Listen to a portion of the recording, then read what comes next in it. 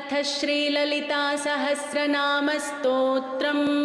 ॐ श्रीगणेशाय नमः। अस्य श्रीललितासहस्रनामस्तोत्रमालामन्त्रस्य वशिन्यादिवाग्देवता ऋषयः अनुष्टुप्छन्दः।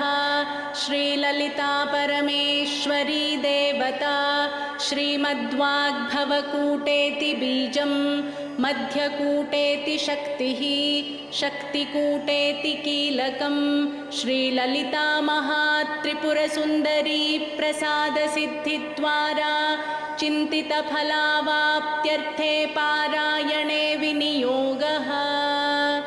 ध्यानम् सिन्दूरारुणविग्रहान् त्रिनयनां माणिक्यमौलिस्फुरत् तारानायकशेखरां स्मितमुखीमापि